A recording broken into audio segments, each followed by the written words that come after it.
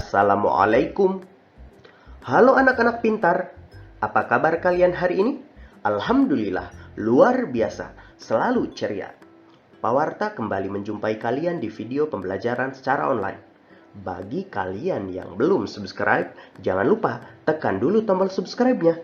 Jangan lupa juga like, share, dan komen videonya ya. Terima kasih.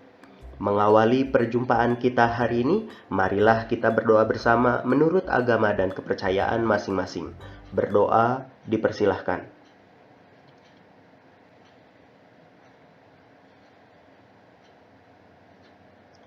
Selesai. Anak-anak pintar, apakah kalian gemar berolahraga? Olahraga apa yang kalian sukai? Apakah lari? Ataukah bersepeda? Seperti yang kita ketahui bersama, bahwa keragaman karakteristik individu tidak hanya keragaman fisik, tetapi juga dapat berupa keragaman kegemaran. Setiap orang pasti mempunyai kegemarannya masing-masing. Meskipun mungkin ada yang sama-sama gemar berolahraga, tapi bisa saja jenis olahraga yang disukainya berbeda-beda.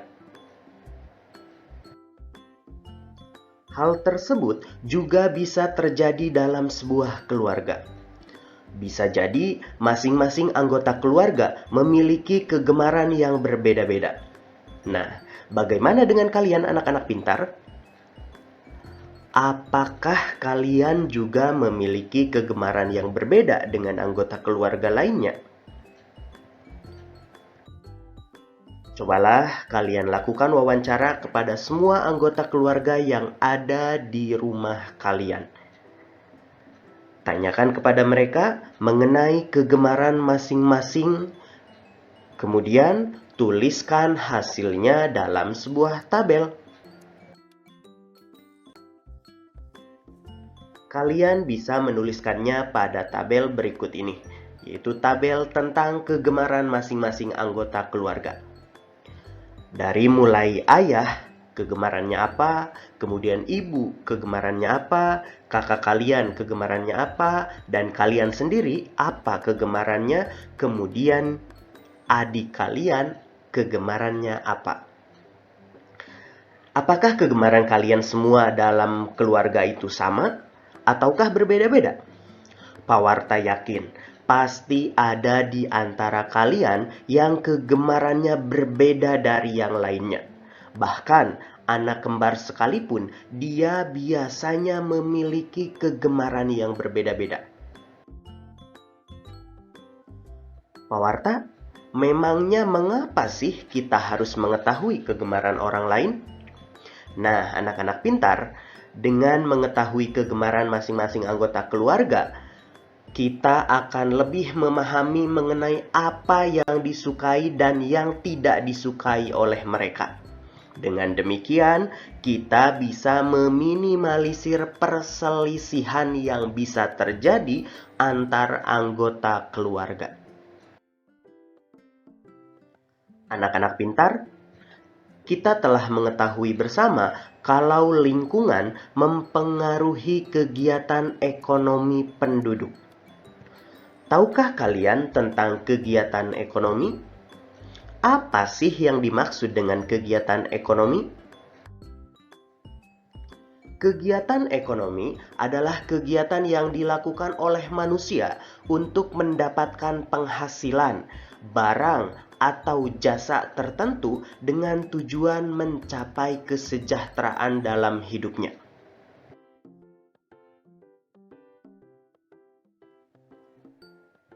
Ada 3 jenis kegiatan ekonomi.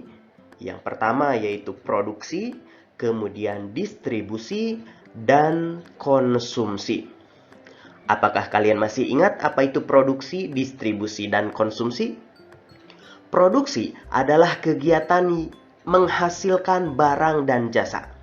Sedangkan orang yang melakukan kegiatan ini disebut sebagai produsen. Sedangkan distribusi adalah kegiatan menyalurkan barang hasil produksi dari produsen kepada konsumen. Dan orang yang melakukan kegiatan ini disebut sebagai distributor. Lalu, apa itu konsumsi? Konsumsi adalah kegiatan memakai barang-barang hasil produksi. Orang yang melakukan kegiatan ini disebut sebagai konsumen.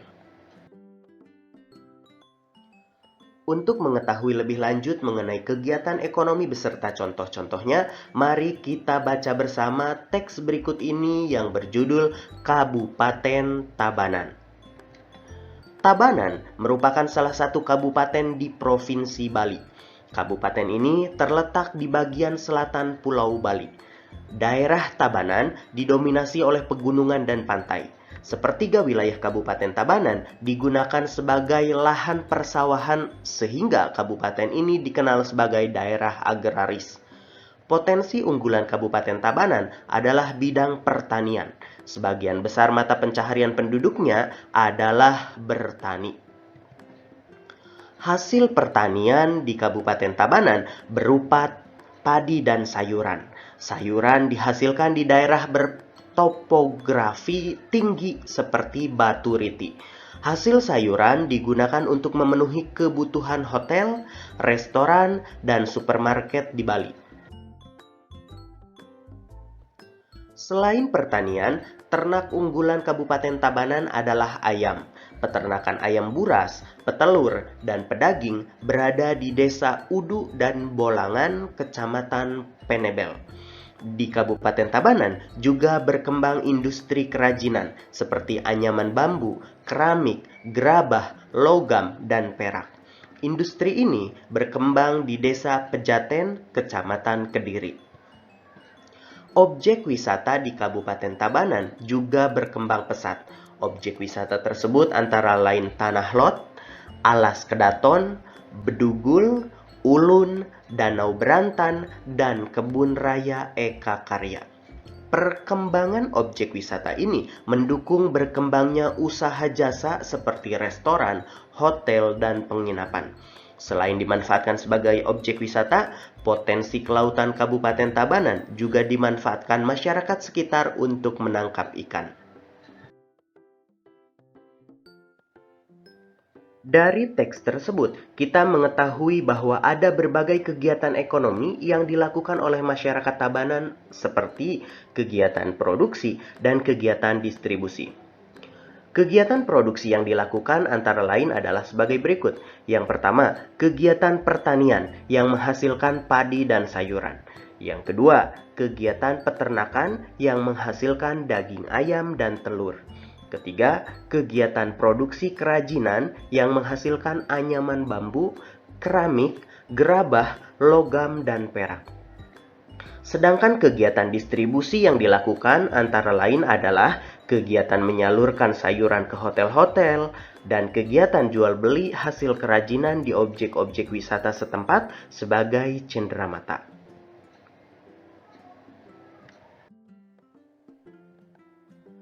Pekerjaan yang terkait dengan kegiatan ekonomi di Kabupaten Tabanan antara lain sebagai berikut. Pada kegiatan produksi ada petani, kemudian peternak, nelayan, dan pengrajin.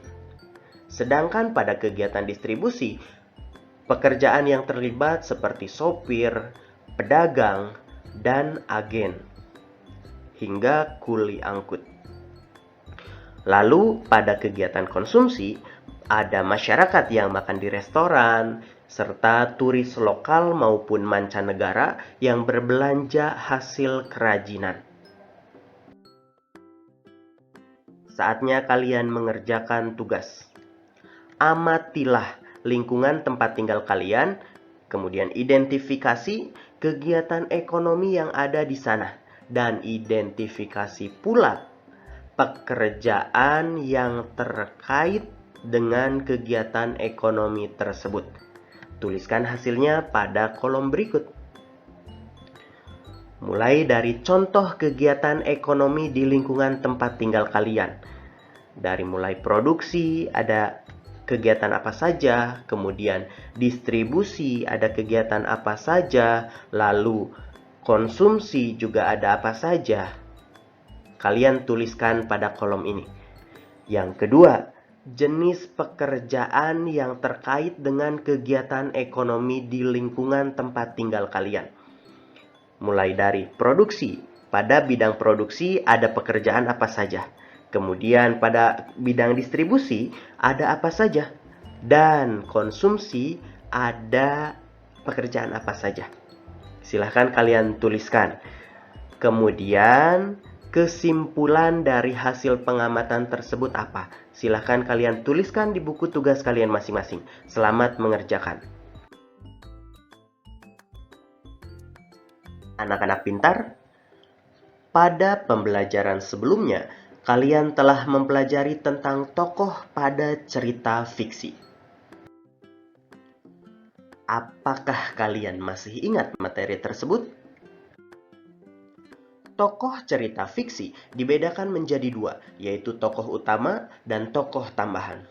Apa itu tokoh utama dan apa itu tokoh tambahan? Tokoh utama adalah tokoh yang memiliki peran penting dalam cerita. Tokoh ini ditampilkan terus-menerus dan mendominasi cerita. Sedangkan tokoh tambahan adalah tokoh yang dimunculkan sekali atau beberapa kali dalam cerita. Tokoh ini biasanya ada untuk menghidupkan cerita atau sekadar pemanis cerita.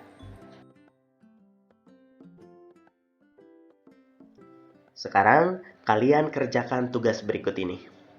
Bacalah kembali cerita berjudul Asal Mula Bukit Catu. Kemudian, identifikasilah tokoh utama dan tokoh tambahan pada cerita tersebut. Kemudian, jawablah pertanyaan berikut. Yang pertama, siapa tokoh utama dalam cerita berjudul Asal Mula Bukit Catu? Yang kedua, mengapa tokoh tersebut disebut tokoh utama? Jelaskan alasan kalian. Yang ketiga, siapa tokoh tambahan dalam cerita berjudul Asal Mula Bukit Catu? Dan yang keempat, mengapa tokoh tersebut disebut tokoh tambahan? Jelaskan alasan kalian. Untuk memudahkan kalian dalam mengerjakan tugas tersebut, berikut ini Pawarta tampilkan kembali cerita asal mula Bukit Catu. Silahkan kalian jeda dulu videonya untuk mengerjakan tugas ini. Setelah itu, lanjutkan kembali hingga selesai.